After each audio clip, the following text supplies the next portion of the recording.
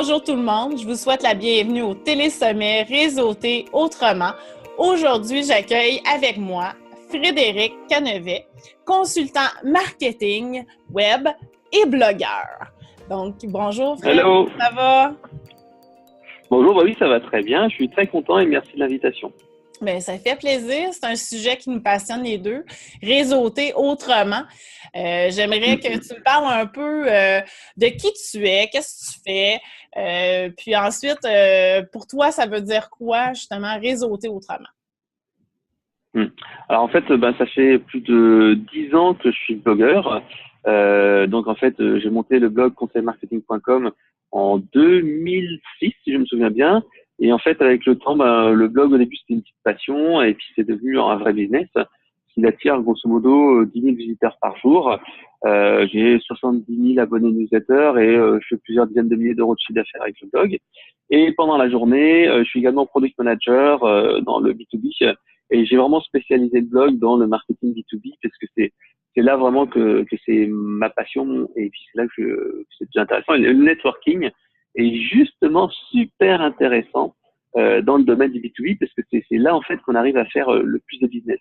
Et là, pas plus tard qu'il y a ce matin, il y a 3 heures, j'étais au téléphone avec un consultant en fait. Et on est en train de mettre en place un partenariat tout simplement parce qu'on a échangé uniquement sur LinkedIn et en fait, finalement, grâce à ce partenariat, on a peut-être détecté un projet. Alors comme je vends des projets qui valent plusieurs dizaines de milliers d'euros, et en fait, ça peut être intéressant. Donc, on se connaît que sur LinkedIn, on s'est jamais rencontrés. On va se rencontrer en vrai de vrai dans à peu près de 30 mai, donc ça fait un petit moment. Et c'est uniquement avec du bouche à oreille et du networking qu'on a réussi à le faire. Donc vraiment, c'est super intéressant de faire du réseautage. Et moi, en fait, comme tu disais, dans le domaine du B2B, le réseautage, j'utilise tous les jours, également en manière virtuelle. Pour moi, il y a 2 réseautages. Il y a un réseautage physique. Le réseautage physique, c'est là où tu fais des vrais partenariats, tu avances de manière forte, et c'est là que tu noues vraiment des liens relationnels importants. Si tu veux vraiment mettre un vrai partenariat, il faut rencontrer les gens. Après, tu as donc le web, le virtuel, qui est là pour plusieurs choses. Ça permet en fait d'avoir des liens avec des gens que tu n'aurais jamais rencontrés. Un exemple, nous, si on ne se connaissait pas via les réseaux, ça n'aurait pas fait. Et par exemple, pour mon bouquin, le Growth Hacking, un bouquin que j'ai écrit en France il y a en 2017, et ce bouquin-là, figure-toi qu'au début, on devait être 4 à l'écrire. Et en fait, j'ai rencontré qu'une seule personne une fois. La deuxième, en fait, m'a laissé tomber. Et le troisième, en fait, elle n'avait plus le temps dans l'agenda. Finalement, ça trouvait à 2 à écrire le bouquin. Et les 2 personnes, moi et Grégoire Gambato, en fait, on s'est jamais vus avant l'apparition du bouquin. C'est-à-dire qu'on a tout travaillé à distance. On a travaillé sur Facebook, on a travaillé sur Google Docs. Et c'est ça qui est intéressant, c'est le réseau. C'est un ami qui est Olivier Jasinski, que tu connais également, qui sera invité à un de tes votre séminaire, qui m'a présenté Grégoire, et c'est lui qui m'a dit « Ah ouais, mais ça m'intéresse aussi, je suis passionné de growth hacking, et tac, on va écrire le bouquin ensemble. » Donc tu vois, c'est le réseau, c'est grâce au réseau que j'ai trouvé les bonnes personnes pour ce bouquin-là. Et là, encore une fois aussi, hier, pas plus tard que hier, en fait, grâce à ma publication régulière sur des réseaux sociaux comme LinkedIn, j'ai un prospect qui est un gros hébergeur français, je sais pas si vous connaissez OVH, il y a un gros hébergeur qui est intéressé par nos solutions à nous. Et donc, uniquement via du networking et tout ça, j'ai réussi à décrocher comme ça un rendez-vous. Et pareil aussi, le networking physique, c'est très intéressant. Il n'y a pas très longtemps, en fait, moi, je vais beaucoup à des événements networking, mais j'essaye, en fait, de jouer les connecteurs. Par exemple, là, il n'y a pas très longtemps, je suis allé à un événement qui s'appelait l'AFRC, c'est un syndicat dans le domaine de la relation client, donc qui m'intéresse. Et donc, en fait, il y a 30 personnes. Moi, mon objectif, où il y a entre 30 personnes-là, c'est d'essayer de rentrer en contact avec 3-4 personnes. Donc, soit en fait, j'essaye de les repérer en avance, soit en fait, j'essaye de me placer dans la salle pour me dire, OK, comment je vais pouvoir discuter avec des personnes. Et moi, j'ai une technique qui est très bonne. Si vous allez à une conférence, ce que vous faites, c'est que vous emmenez votre PC, comme moi ici, j'ai mon PC là. Vous pouvez prendre votre smartphone si vous avez un smartphone, et tu prends des notes de la conférence. Et aux personnes qui sont à côté de toi, tu leur dis, ah, mais si vous voulez avoir les infos sur la conférence, moi, je prends des notes, je vous les envoie, comme ça, vous n'aurez pas à prendre des notes. Et grâce à ça, j'ai eu un rendez-vous avec un des 3 gros fournisseurs d'énergie en France, et on a signé un contrat de plusieurs dizaines de milliers d'euros, uniquement parce que la personne était à côté de moi. Je lui ai dit, attendez, donnez-moi votre carte, je vous enverrai le résumé de ce que j'ai dit pendant la conférence, etc. On a pris la carte, et après, je dis, attendez, je vais vous présenter aussi ce qu'on fait. Et elle dit, c'est vachement intéressant, c'est un truc qui m'intéresse, et tac, on a signé le dossier. Donc, tu vois, le networking, moi, j'y crois vraiment. En physique, c'est très intéressant parce que ça permet d'avoir des bonnes personnes, ça permet d'aller plus loin. mais le web, en fait, permet de développer la notoriété, toucher des gens qu'on n'aurait jamais touchés, mais également, en fait, pouvoir maintenir un réseau. C'est un petit peu ce que moi j'appelle la théorie des liens faibles, hein. C'est la théorie de Mark Granovetter. C'est tout simplement, ce sont les amis de tes amis qui sont tes meilleurs contacts. Et donc, en fait, généralement, c'est pas tes amis, tes amis proches, etc., qui t'ont apporté plus de dossiers. Quoique, ça peut arriver. Mais c'est souvent tes contacts les plus importants, les plus séparés. Donc, ce qu'il faut faire, c'est, par exemple, sur ma stratégie sur LinkedIn, moi, je suis dans le domaine de la relation client. C'est-à-dire que j'essaye de rassembler toute la communauté de la relation client. J'ai les directeurs d'expérience client, les directeurs de centre d'appel, les directeurs de la relation client, les responsables de centre d'appel, etc., etc., etc. En fait, j'utilise un outil qui s'appelle LinkedIn Helper, qui est un outil, on va dire, de growth hacking. C'est vraiment un outil qui est très simple, qui permet en fait d'aller rechercher. Quand tu fais une recherche sur LinkedIn, tu cherches par exemple directeur d'expérience client, les relations de niveau 2 et 3, et tu veux des gens qui parlent uniquement français, qui sont en France ou au Canada ou en Suisse ou à tel endroit. Et en fait, il va te les inviter. Il va te les inviter avec un message personnalisé. Il va dire bonjour Frédéric. Et après, tu personnalises un peu ton message. Genre, je suis passionné de la relation client. Quand tu t'adresses à des gens qui sont dans la relation client. Je suis passionné de la transformation digitale quand tu parles de la transformation digitale. Je suis passionné de growth hacking quand tu cherches des gens sur le growth hacking. Et tac, tac, tac, tac, tac. Comme ça, tu as un petit message qui est envoyé et tu les invites. Et après, avec cet outil qui s'appelle LinkedIn Helper, qui vaut à peu près 10-15 $ par mois, et ben, en fait, après, tu peux aussi, une fois qu'ils ont accepté, leur mettre un petit message de remerciement et tu dis merci d'avoir accepté mon invitation. Mes dernières actualités, c'est ça, où par exemple, moi je mets une BD, je mets mon livre de growth hacking et je leur demande après, et vous, quelles sont vos nouveautés, quels sont vos challenges pour l'année. Donc vraiment, c'est intéressant. Ça permet d'aller chercher des gens qu'on ne pourrait pas avoir. Et moi, dans mon domaine d'activité, tu vois, il y a à peu près, on va dire, 5000 personnes qui comptent. Les directeurs d'expérience client, de la relation client, il n'y en a pas plus de 5 ou 10 000 en France. Tu cherches dans LinkedIn, tu as la liste exacte. Et en fait, grâce à LinkedIn, j'ai un accès direct à ce carnet d'adresses-là. Et en utilisant des stratégies très simples de growth hacking, je peux comme ça aller les récupérer et les ajouter. Et après, on a fait cette première étape qui est prendre contact avec les gens. C'est en fait, essayer de concrétiser un petit peu les choses. Comme tu disais dans le message de réponse avec LinkedIn Helper, j'essaie de récupérer leurs coordonnées ou au minimum me faire connaître. D'ailleurs, j'ai une petite astuce, c'est-à-dire que dans le message de remerciement, je leur dis, tiens, j'ai une BD sur la relation client à télécharger. Alors souvent, les gens disent une BD, ah, c'est sympa, ça m'intéresse. Et du coup, il n'y a pas de lien de téléchargement, tu peux l'avoir directement. Et c'est vrai, tu peux l'avoir directement. Sauf qu'au milieu et à la fin, je mets un autre guide qui n'a rien à voir, et qui est sur le domaine de la relation client également, qui est à télécharger. Et là, je récupère leurs coordonnées. Donc, quelque part, tu dis c'est du gratuit, mais quelque part, tu récupères les coordonnées derrière. Donc, ça, c'est vraiment bien. Donc, ça, c'est la première étape. Prendre contact, essayer de récupérer les coordonnées, en tout cas, les ajouter en contact. Et après, maintenir la relation en publiant régulièrement du contenu, en devenant, en fait, un expert à leurs yeux. Et là, en fait, c'est vraiment super intéressant. Une autre astuce, si jamais tu veux la voir, c'est qu'en fait, t'es captivé, je parle même pas, Frédéric. Je suis comme, c'est donc bien cool. En fait, c'est vraiment ça. J'ai une autre astuce qui, en fait, là, encore une fois, je m'adresse à une communauté de la relation client. J'ai créé un groupe, groupe LinkedIn, qui s'appelle Responsable de l'expérience client, partageons nos bonnes pratiques. Et en fait, ces gens-là, je les invite après à rejoindre ce groupe-là. C'est moi l'animateur et grâce à ça, je publie régulièrement du contenu à moi ou qui n'est pas à moi ou des gens de la communauté publient. Mais aussi, je peux leur envoyer une newsletter régulière et je les invite à mon web séminaire qui est à peu près tous les 2-3 semaines où enfin 2-3 semaines, on va aller tous les mois ou tous les mois et demi où ils ont en fait de l'information et j'essaie de leur vendre des trucs, etc. Donc, tu vois, c'est un outil qui est assez intéressant. Et c'est là aussi que rentre le phénomène du growth hacking. Parce que le growth hacking, tu vois, c'est à la fois des techniques en fait qui permettent en fait d'avoir via des logiciels d'automatiser un certain nombre de choses, mais également d'utiliser des systèmes d'assistants virtuels qui font les choses à ta place. Par exemple, là, je te donnerai l'exemple de mon fameux groupe là. Donc j'ai ajouté pendant 2-3 mois tous les gens qui sont responsables d'expérience client sur mon LinkedIn. J'en ai un paquet qui ont accepté, mais tu vois, je n'avais pas me taper à la main des invités un par un dans mon groupe LinkedIn. Donc qu'est-ce que j'ai fait? J'ai pris en fait mon assistante qui est à Madagascar, une assistante offshore que j'ai recrutée sur le site qui s'appelle Fiverr.com. Et en fait, je lui ai dit, voilà, tiens, je t'exporte ma liste de contacts, je te donne mon login mot de passe de LinkedIn, tu vas inviter ces gens-là que j'ai filtrés et tu vas leur faire un petit message personnalisé et tu vas les inviter au groupe. Et tac, en fait, je lui ai donné ça lui a pris 2 heures de son temps. Moi, je lui ai juste dit, voilà, tu fais ça, et tac, elle a fait le boulot à ma place. Parce que je pouvais pas trop l'automatiser, c'est un peu compliqué.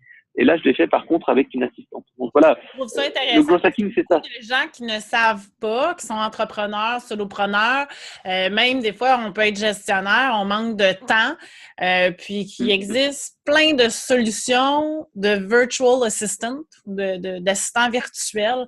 C'est vraiment intéressant, ça nous fait économiser du temps. Vraiment beaucoup pour mettre vraiment notre temps où c'est plus, je vais dire profitable, mais on est entrepreneur, donc je veux pas, on donne des formations, on fait de la consultation, donc c'est important d'être présent. C'est là veut pas notre gagne-pain. Donc, d'avoir cette opportunité-là. Puis, c'est sûr qu'ici au Québec, je te dirais, c'est pas de ce que tu parles, c'est un peu nouveau. C'est un nouveau concept. Je trouve ça super intéressant que tu en parles. Vraiment.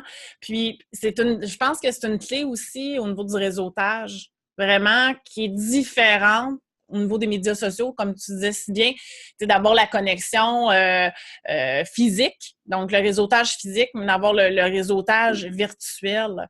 Donc, je t'ai peut-être coupé un petit peu, mais je vais te laisser continuer ton fil d'idées là où tu étais parti. Oui, en fait, c'est vrai que moi, le networking et le réseautage en fait virtuel sur les réseaux sociaux, c'est la première étape pour après aller rencontrer les gens. Parce que c'est super important, enfin, dans mon domaine à moi qui est le B2B et dans le plutôt grand compte, il faut savoir que tu vas pas vendre en fait par Internet, c'est compliqué. Il faut que tu aies une relation de confiance. Et donc, le fait après de faire un web séminaire, de publier du contenu, du livre blanc, ça améliore ta crédibilité. Et après, en fait, par contre, il faut appeler. Par exemple, généralement, moi, ce que je fais donc avec la boîte pour laquelle je travaille, et ben en fait, on organise des web séminaires et on récupère les coordonnées des personnes et on les appelle au téléphone. Et c'est uniquement quand tu fais de l'appel téléphonique sur des gens qui sont dans ta cible que là, tu commences vraiment à faire du business. Parce que vendre comme ça sur Internet directement, ça marche bien quand tu vends du produit virtuel, du produit pas très cher, et quand tu vends des produits à plusieurs dizaines de milliers d'euros, tu es obligé de décrocher ton téléphone. Et donc, voilà. Pour moi, en fait, au niveau du networking et du réseautage donc virtuel, c'est important de faire la fois du quantitatif et du qualitatif. Parce que tu as beaucoup de gens qui disent non, mais moi, je sélectionne les gens sur LinkedIn, etc. Ben, je leur dis non, parce qu'en fait, comme je disais, avec la théorie des liens faibles, ce sont les contacts de des contacts ou les contacts de niveau 2 ou 3 qui seront des contacts à toi. Si tu restes que dans ton précaré, sur ta zone d'influence, en fait, tu vas pas aller chercher tous ces gens-là. Et c'est en faisant cet effort-là que tu vas pouvoir en fait ajouter des gens supplémentaires dans ta communauté. Et après, en fait, tu fais du qualitatif. Tu essaies d'être un peu plus ciblé et de discuter. Et là, en fait, justement, il faut éviter de passer pour un spammer. Il faut à chaque fois humaniser ta conversation. Parce que y a rien de pire. Les gens qui font de l'automatisation, ils ont rien compris au growth hacking. C'est les gens, en fait, qui envoient des messages en masse, qui font du spam et qui disent, bah, de toute façon, j'envoie 10 000 messages et sur les 10 000, il y en a un qui va répondre.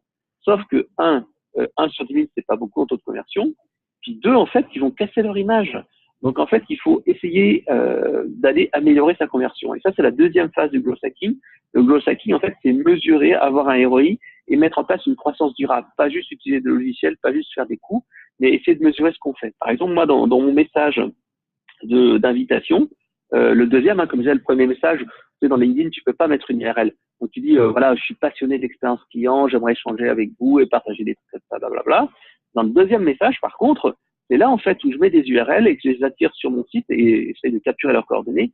Et là, en fait, j'ai une URL qui est traquée. C'est-à-dire que je connais le nombre de clics qui sont effectués. Je connais après les personnes qui téléchargent le livre blanc et éventuellement après, s'ils achètent un produit en ligne, parce que moi, je vends aussi mes propres produits en ligne, je peux le savoir. Donc ça, c'est vraiment intéressant parce que on arrive véritablement à mesurer la rentabilité de ces actions. Parce que pendant très longtemps, tu vois, même on en discutait ensemble, on se disait, voilà, moi j'ai une routine. Et je t'en parlerai tout à l'heure des routines que j'ai, que je mets en place. À chaque fois que, par exemple, je publie un article sur mon blog, je relaie sur Twitter, sur LinkedIn, sur Facebook, sur mon profil Facebook, sur Google+. Mais il y a beaucoup de gens qui font ça aussi en routine et savent pas ce que ça rapporte. Est-ce que publier sur LinkedIn, c'est intéressant? C'est ce qu'on disait tout à l'heure. Hein. LinkedIn, c'est un réseau social qui est un petit peu en perte de vitesse parce qu'il n'a pas touché le grand public. Ça reste encore très spammy. Mais bon, moi, j'y retrouve quand même de l'intérêt parce que on peut quand même aller toucher les experts, toucher les influenceurs. Et puis, c'est un moyen d'avoir une caisse de résonance et donner de la visibilité. Et puis là, encore une fois, on va pouvoir faire du growth hacking. Parce qu'en fait, avec des outils comme Twakit, en fait, on va pouvoir donc inviter en masse, par exemple, les followers de ton concurrent. C'est-à-dire que je vais aller sur le compte, par exemple, d'Olivier Jasinski, que je connais bien, et je vais dire à cet outil qui s'appelle Twakit, suis tous les followers d'Olivier Jasinski. Donc forcément, tu as un taux de gens qui te follow juste à ce moment-là, parce que généralement, les gens te suivent quand tu les as suivis. X%, hein, c'est pas 100%, mais c'est un petit pourcentage. Donc, ils te suivent, mais comme je disais tout à l'heure, ça sert à rien de juste suivre s'il n'y a pas d'échange derrière. Donc, juste après, avec ce petit utilitaire qui s'appelle Twakit, qui coûte encore une fois une dizaine d'euros par mois, tu vas pouvoir envoyer un message automatique de bienvenue. Et là, tu leur dis, bonjour, merci de me suivre, tiens, j'ai fait, alors moi, sur Twitter, j'ai fait un top 150 des meilleurs outils pour le marketing et les freelances. J'ai essayé de mettre les meilleurs outils que j'ai trouvés. Tiens, je te laisse consulter. Si jamais tu penses qu'il en manque, et si tu veux en rajouter, dis-le moi, je suis toujours content de modifier la liste. Et c'est vrai, je modifie la liste, etc. Et ce qui est intéressant, c'est que j'ai un trafic important sur cette page-là. Voilà. Wow! C'est intéressant. C'est une belle stratégie. C'est vraiment... Oui, Puis je pense, tu as un livre qui parle de ça. Oui, j'en ai parlé tout à l'heure, c'était... alors, j'ai 2 bouquins. Alors, en fait, j'ai mon bouquin que j'ai écrit en septembre dernier, qui est un bouquin papier, qui est disponible également sur Amazon, hein, en version Kindle, et puis bien sûr sur Amazon, on peut le commander aussi. Ça s'appelle le Growth Hacking, et c'est là en fait que j'explique en fait ces fameuses, techniques, ces outils et cette méthodologie qui permettent d'assurer la croissance de l'entreprise. Ça, c'est un bouquin qui s'adresse aux gens qui veulent booster un peu leur stratégie, ou qui veulent lancer une start-up ou lancer un produit, ou une petite entreprise qui dit ouais, mais je suis tout petit dans mon secteur d'activité, comment je vais faire pour battre les leaders qui sont sur le secteur. Donc ça, en fait, c'est les techniques du growth hacking. Et le deuxième, en fait, le bouquin, c'est un petit peu comme je t'ai parlé tout à l'heure de ma fameuse BD sur la relation client, l'expérience client. J'ai fait aussi un guide du networking que vous pourrez télécharger. Hein. C'est 30 minutes pour devenir un pro du networking. Et encore une fois, là, on est un peu dans le copywriting, puisqu'en fait, 30 minutes pour devenir un pro du networking, c'est en fait, j'ai écrit 30 images que j'ai fait réaliser en offshore. Encore une fois, un site comme Fiverr est vraiment excellent. Il y a aussi 5euros.com où tu peux leur dire, voilà, bien sûr, il faut parler anglais, mais au Canada, vous n'avez aucun souci. Oh oui. Donc, en fait, tu dis en anglais, j'ai encore fait cet après-midi d'ailleurs. Tu leur dis, tu dessines, voilà le texte que je veux mettre, et voilà en fait l'image que je voudrais avoir. Et clac, le mec, il te le fait pour entre 5 et 10, 15 euros. Ça dépend combien tu payes. Et donc, en fait, ça te permet comme ça d'avoir des jolies images tout à fait originales. Et mon bouquin, 30 minutes pour devenir un pro du networking, c'est ça. C'est que je donne 30 conseils de networking physique, cette fois, networking physique, sur comment briser la glace. Par exemple, comment se rappeler le nom d'une personne.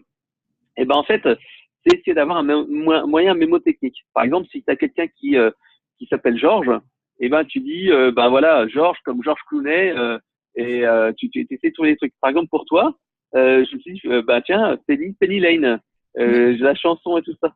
Et donc, c'est pour ça, en fait, que j'oublierai jamais ton prénom, parce que comme ça, j'arrive à faire. Et quand tu parles avec les gens et que tu leur dis, bonjour Penny, bonjour Georges, bonjour machin, tac, c'est vachement plus pertinent parce que ça les touche, ça parle à eux. Et pareil, quand tu fais, en fait, du growth hacking, tu vas essayer de personnaliser ton message et tu vas essayer après de s'adresser à eux. Par exemple, tiens, je te donne une autre astuce. Quand en fait les gens ont téléchargé un de mes bonus, alors pas celui du guide des 30 conseils parce que c'est pas assez intéressant pour moi, mais pour le guide en fait, j'ai un guide chatbot, j'ai un guide sur la relation client. Quand les gens en fait téléchargent, je leur demande leur nom et nom prénom, et après systématiquement en fait, j'optimise les messages en disant dans l'objet bonjour Fred, bonjour machin, et dans le texte je mets aussi bonjour Fred, bonjour bidule, et donc en fait les gens ont l'impression qu'on leur parle à eux, que c'est un message qui sort de la boîte Outlook et je leur envoie un message qu'à eux uniquement. Et là, ça donne vraiment un relationnel qui est beaucoup plus fort. On n'est plus dans le domaine de la vente, on est dans le domaine du conseil, de la confiance, de l'expertise. Voilà. Tout à fait. Puis ça crée des relations, pas virtuelles, et je trouve ça vraiment intéressant.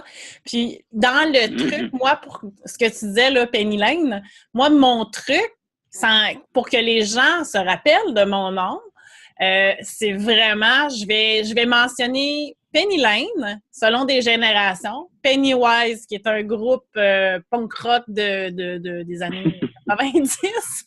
Puis ensuite, je vais parler de Money Penny de James Bond. Puis ça Ah bah oui, Money Penny, oui. Mais c'est sûr, dans ces trois-là, il y a une impression qui a été faite et mon nom ne se fait pas oublier. Donc, je donne, moi, l'association. Au-delà de penser à l'association, parce que les gens n'ont pas nécessairement ce truc-là, moi, je vais au-delà, je donne l'association à la personne, puis je fais une petite blague. Puis, c'est très, très, très, très, très rare qu'on oublie mon nom. Faut dire qu'il est assez original aussi. Puis, tu donnes, dans le fond, les conseils qui veut pas de bon cœur et d'un côté philanthrope. Pour toi, comment on peut adapter la philanthropie au niveau du réseautage? Soit physique, mais en fait, web. Moi, je suis un gros fan de ce qui s'appelle l'aspect philanthropique. C'est ce que moi j'ai appris en 2000 et quelques. C'était ce qu'on appelle le give to get. Le give to get, en fait, c'est Joey Garcia, c'est un marketeur américain qui l'avait inventé. Enfin, le concept, hein, il est pas nouveau. Give to get, donner pour recevoir. Et en fait, ce système-là, il est très bien quand tu dois en fait nouer une relation de confiance avec quelqu'un qui ne te connaît pas forcément. Et c'est vrai que cette relation de confiance, en fait, elle doit être importante parce que surtout sur le web, quand les gens ne te connaissent pas, ils savent pas qui tu es, ils ont du mal à te recommander. Par exemple, en fait, si tu fais du réseautage avec tes amis à toi, tu te rendras compte que si par exemple tu lances ta boîte, au début, moi ça m'est arrivé quand j'étais consultant à plein temps, etc. Et au début, les gens en fait ont un peu une réticence à te recommander à leurs amis, à leur entreprise, etc. parce que ils te connaissent pas. Et c'est uniquement les gens qui connaissent ta valeur, tes capacités, qui sont capables de le faire. Donc, en fait, il faut montrer que tu as une expertise. Et le give to get, c'est vraiment essentiel. Alors, ça peut être de l'échantillon, si tu vends des produits physiques, hein, ou dans le domaine du consulting, comme je le fais, comme tu le fais. Bah, c'est le livre blanc, c'est l'audit, c'est la checklist. Et c'est vraiment important d'avoir un bon bonus qui va donner une bonne image de toi. Et après, tac, tu vas pouvoir en fait, convaincre les gens et avoir de la vente derrière. Donc, c'est une étape, en fait. À chaque fois, tu es un petit pas et tu essaies de convaincre. Et ce qui est important, et c'est ce que font trop peu de marketeurs, c'est qu'en fait, ils s'arrêtent là. C'est-à-dire qu'en fait, ils font un bonus, puis après, tu arrives dans un système de newsletter, et puis tu reçois de la news comme ça tous les mois, etc. Or, il faut pas s'arrêter là. Ce qui est important, c'est mettre en place un tunnel derrière. Et en fait, moi, souvent, je dis qu'il faut mettre un tunnel avec 7 messages. C'est-à-dire que dans ton tunnel, tu vas mettre 7 messages derrière qui vont permettre de faire passer d'un contact que tu viens d'avoir à un véritable client. Et là-dedans, en fait, dans ces 7 messages-là, qu'est-ce que tu peux avoir? Tu peux avoir, donc, bien sûr, de la valeur ajoutée que tu vas rapporter, hein, un contenu, un conseil avec une début de méthode, etc. Tu peux également rajouter un cas client, un témoignage client, si possible en vidéo, autrement en texte. Tu peux également, par exemple, proposer un outil de ROI si tu as un produit qui est assez cher. Tu peux proposer pourquoi au mois, une promotion, etc. Et j'ai un truc que j'aime bien faire également, et là je le fais quand on vend des solutions à valeur ajoutée. J'ai un message dans mon tunnel qui se lance automatiquement une fois par semaine, même d'ailleurs pas une fois par semaine, il se lance automatiquement tous les débuts de semaine, lundi, mardi, mercredi. Et en fait, c'est un message qui dit alors faut que je retrouve l'intitulé exact, mais c'est est-ce qu'on peut se caler notre rendez-vous ou on peut se voir cette semaine, un truc comme ça. En fait, je leur dis en structure, c'est bonjour, j'ai regardé mon agenda, cette semaine en fait j'ai des disponibilités. Est-ce que vous êtes disponible pour qu'on cale un rendez-vous? On peut se faire une petite démonstration express, ça dure juste 30 minutes et comme ça on pourra analyser un peu plus vos besoins, discuter un petit peu ce que vous voulez et voir en quoi je peux vous aider. Donc en fait le titre il est comme ça, c'est rendez-vous à confirmer ou quelque chose comme ça. Puis les gens se disent quoi, rendez-vous à confirmer? Quand je leur dis Fred, rendez-vous à confirmer, ils disent oh merde, il y a un truc que j'ai zappé ou quoi? Et puis après ils voient j'ai des places dans mon agenda, blablabla. Bla, bla, bla. Et en fait ça, ce truc-là, j'en vois tout le temps. Même si je suis en vacances, même si je suis pris, et même si les gens me disent bah oui, je suis disponible mercredi, ça tombe bien. Et je leur dis ah bah non, il y a quelqu'un qui m'a déjà réservé ce créneau-là. Par contre, je te propose en fin de semaine ou la semaine d'après. Et bam, ça te permet de convertir vachement bien parce que, encore une fois, les gens, ils aiment bien cet aspirationnel-là. J'ai un autre message qui marche très très bien aussi, c'est est-ce que mon bonus, qui peut être une checklist ou un livre blanc, c'est est-ce que, par exemple, ma checklist vous a bien servi? Et là, tu mets un message, tu dis bonjour, voilà, vous avez téléchargé hier ma checklist. Est-ce que ça vous a servi? Est-ce que ça vous a apporté quelque chose? N'hésitez pas à me le dire, etc., etc. Et ce petit message-là permet de créer du relationnel. Et en fait, c'est comme avec du networking physique, en fait. Moi, j'ai toujours comparé le networking physique ou virtuel à une soirée entre amis. Dans une soirée entre amis, en fait, quand tu es invité chez quelqu'un que tu connais pas, qu'est-ce que tu vas faire? Tu vas arriver chez les gens, tu arriveras avec un petit cadeau avec qui est ton bonus pour discuter avec les gens. Tu vas pas directement leur vendre un truc. Tu vas dire bonjour, bonjour, je m'appelle Frédéric et qui vous êtes, et que tu t'intéresses aux gens, tu discutes un peu avec eux et tu sais pas de leur vendre une solution. Tu dis moi j'aide les entreprises à faire ci, faire ça. D'ailleurs, il y a un client qui pas longtemps m'a dit ceci, cela, blablabla. Donc on n'est pas là pour vendre sa sauce, on est là pour discuter avec les gens. Voilà. Donc en fait, si tu pars du principe que tu fais ça, tu fais du réseautage virtuel ou physique comme si tu faisais une soirée entre amis, tout de suite ça se passe beaucoup mieux. Ben, c'est une belle approche. Moi, que j'aime beaucoup, c'est d'approcher quand j'envoie un courriel, même si c'est à je vais dire monsieur, madame, tout le monde, avec l'adresse ou le nom de la personne, parce que j'ai vraiment l'humain à cœur. Et quand j'écris un courriel, pour moi, c'est important de l'écrire comme je l'écrivais à un ami. Donc, d'y mettre la même qualité de cœur, la même qualité d'intention. Puis, j'écris pas vous, ça va être plus bonjour Fred, comment vas-tu? As-tu besoin de ta? Comment a été telle chose? Voici, j'ai peut-être quelque chose que j'ai développé, j'ai peut-être une solution, si tu veux en savoir plus, fais-moi signe, je suis là pour je vais avoir cette approche-là qui est une connexion qui est plus de un peu one-on-one. Pour moi, ça fonctionne vraiment bien parce que mon cœur est là. C'est sûr que derrière ça, il y a quand même une stratégie de connexion, mais à la base, c'est vraiment de créer une relation de 1 à 1 de premier niveau. Pas de 2, de 3, de 4. Donc, c'est vraiment d'y arriver. Puis ça fonctionne très bien pour moi. Puis, t'as raison. Hein. Je vois les marketeurs américains, ils font beaucoup ça. Enfin, en France, c'est encore un petit peu compliqué parce que autant en fait, tu vois, en anglais, tu peux dire you c'est toi, c'est vous. Autant en français, pas encore cette notion de barrière, enfin en français, de France. Hein. Oui. Mais il l'a ici encore un petit peu. C'est générationnel pour moi, ce que j'ai remarqué, c'est un peu plus générationnel. C'est sûr que pour nous, dans les écoles, on a ramené, avant, par exemple, on avait la professeure, l'enseignante qui s'appelait Sylvie. C'était bonjour Sylvie. Maintenant, c'est Madame Sylvie. Donc, on a comme adapté pour une question de respect, de bienveillance entre l'enfant, l'adulte et tout ça. Mais il y a le côté vous qui reprend forme, mais certainement, c'est une question de génération parce que de ce que je vois, j'entends, les générations, on va dire les X, les Y, les Z, on n'a pas toutes nécessairement, on a de l'adaptation à faire. Puis l'adaptation au niveau du réseautage aussi à ce niveau-là. Non, mais je suis d'accord avec toi.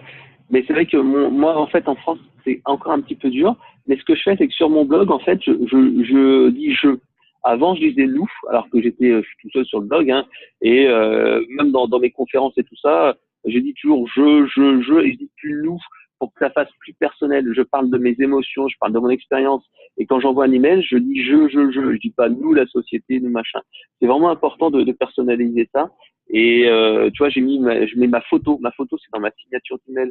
Ma photo, c'est sur mon blog, etc., parce que ça permet d'humaniser un peu plus les choses, d'avoir un peu plus de relationnel. Effectivement. Puis moi, ce que j'aime du jeu aussi, là, versus le nous, c'est quand on parle au nous, on ne se responsabilise pas de ce qu'on verbalise ou de l'émotion qu'on verbalise ou de la consultation qu'on donne parce que c'est nous.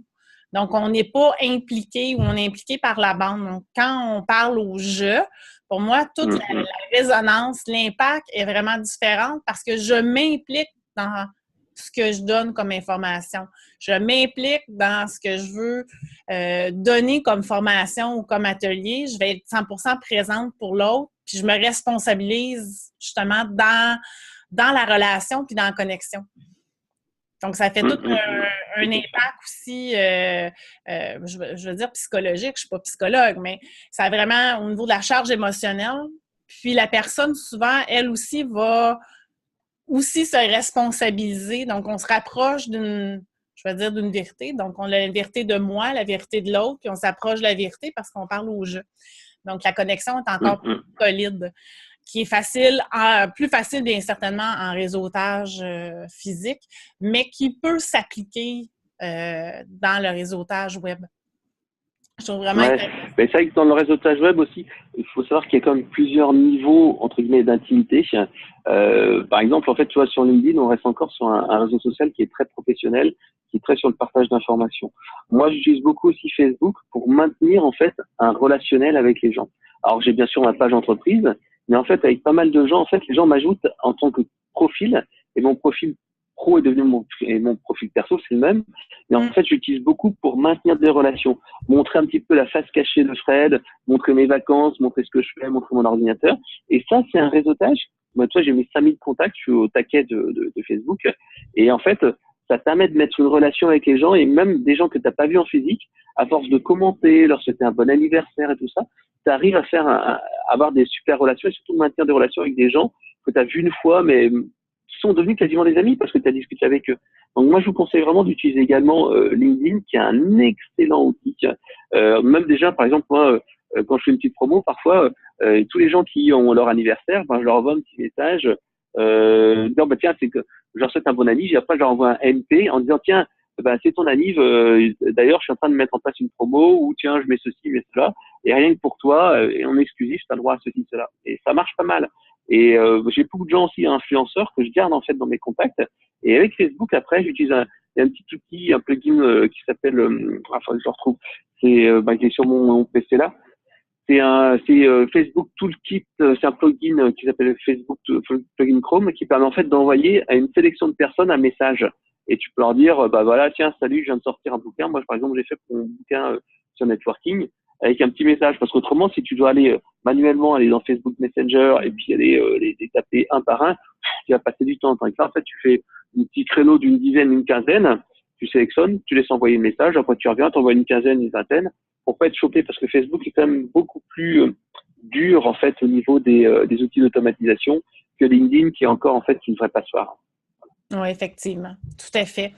Puis, on a déjà fait le tour de beaucoup sur le réseautage et le réseautage moderne. Le 4.0, pour moi, qui est en lien avec la nouvelle industrialisation qui s'en vient. Et j'aimerais regarder avec toi, entendre ce que tu as à dire sur comment quelqu'un peut développer ses compétences en réseautage. Est-ce que tu as quelques trucs, astuces? Alors en fait, le réseautage, en fait, le problème, c'est que moi sincèrement, j'en ai pas l'air, mais je suis un peu timide. Tu vois, quand j'étais en réseautage physique, j'avais un petit peu de mal en fait à aller vers les gens, et il y a beaucoup de gens comme ça. Si t'as pas un caractère un peu ouvert, exubérant, c'est compliqué. Donc en fait, moi, j'avais trouvé une super astuce, c'est de prendre des photos. En fait, je venais en soirée avec soit mon réflexe. Maintenant, on peut le faire avec un smartphone, mais bon, vaut mieux quand même avoir un vrai truc qui ressemble à un vrai appareil photo. Et tu prends des photos. Et les gens viennent un peu vers toi. Et tu peux aller aussi faire des interviews. Ça, c'était un truc qui marchait super bien. Je disais à l'organisateur, bah, j'ai un blog, je fais des interviews. Et là, tu peux rentrer en contact avec l'organisateur, avec les speakers et tout ça. Donc ça, c'est un truc qui est vraiment, vraiment, vraiment sympa. Donc, développer après tes compétences avec le réseautage, c'est vrai que je dirais plutôt de développer son business. Parce qu'en fait, le réseautage, bon, bien sûr, en discutant avec les gens, c'est là que tu apprends des choses. Moi, je sais que, tu vois, il y avait une nana qui était vraiment, elle avait une démarche qui était vraiment intéressante. C'était une consultante, en fait, qui était un petit peu en panne de business et qui disait, mais c'est bizarre, cette année, c'est un peu plus difficile. Donc, qu'est-ce qu'elle a fait? Elle a choisi une quinzaine, une vingtaine d'influenceurs et elle allait déjeuner avec eux. Moi, elle m'a invité, elle a invité plein de personnes comme ça, sur Paris, en disant, tiens, est-ce qu'on peut déjeuner ensemble ou prendre un café?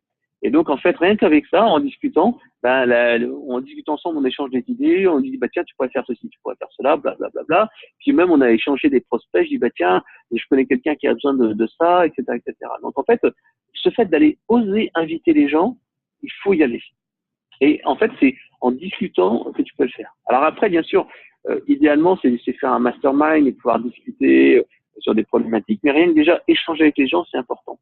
Moi, je sais, des fois, il y a quelques personnes comme ça, en discutant avec eux, des fois, ça te rebooste, ça te donne de l'énergie, Et waouh, après tu dis waouh, je vais tout casser, je vais faire ci, je vais faire ça. Voilà. La deuxième chose, en fait, avec le réseautage, moi, ce que je pense qui est important, c'est développer une routine. En fait, si tu fais que ça quand tu as besoin de chercher du boulot, quand tu as besoin de chercher un emploi, le réseau, ça ne marche pas. Parce que le réseau, en fait, il faut en 3 à 6 mois pour que ça marche. Il n'y a pas très longtemps, je discutais avec un de mes collègues et puis il me disait, tiens, est-ce que tu as reçu un email de bidule? Ah ouais, moi aussi j'ai reçu un email de bidule. Il me dit, ouais, il m'a appelé au téléphone parce que c'est un consultant. Là, il s'est retrouvé à la fin d'une mission, il n'a plus rien et puis il était en train d'appeler tout le monde pour essayer d'avoir des missions. Et je lui disais, moi je lui avais dit, puis l'autre lui avait dit aussi, désolé, attends, là actuellement, non, je suis full, il y a rien, enfin, j'ai pas de mission à te proposer. Et donc en fait, les gens en fait pensent que le réseautage comme ça se déclenche tout de suite. Non, le réseautage en fait, ça se travaille sur le long terme. C'est-à-dire que il faut entretenir régulièrement. Moi, ce que je vous conseille, c'est faire du déj. Moi, je fais des déj réguliers. Au moins, bon là, je suis un peu embêté parce que j'ai un petit problème à l'épaule. Mais généralement, tous les 2 semaines, je fais un déj avec un ancien collègue, avec un partenaire et tout ça. Et vraiment, sincèrement, c'est là qu'on va pouvoir mettre des relations. On va discuter ensemble. C'est en mangeant avec les gens, en étant avec eux que tu vas vraiment faire des choses. Donc, n'hésitez pas. Je crois qu'il y a un bouquin qui s'appelle Ne mangez jamais seul, je crois, Never Eat Alone, je sais pas quoi, qui est vraiment intéressant, parce que c'est une pratique très nord-américaine de prendre son sandwich devant son ordi. En France, bon voilà, on est très aller au resto, discuter avec des gens, avoir du relationnel, etc.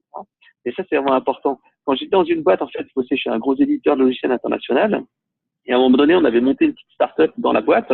Et en fait, on était un petit peu le lab. Et on était un petit peu vus comme des extraterrestres. Et en fait, c'est vrai que notre boss à l'époque nous avait dit, faut absolument que vous alliez déjeuner au moins une fois par semaine avec vos homologues des autres services et vous fassiez des networking.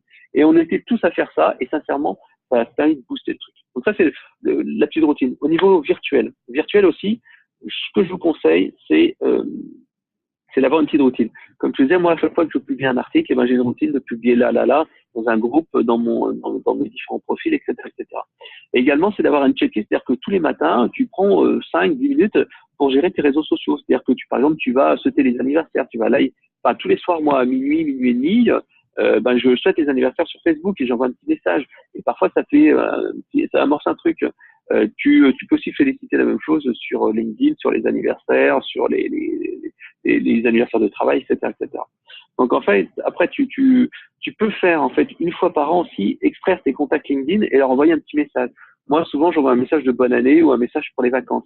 Et ça te permet en fait d'aller renouer un peu une relation.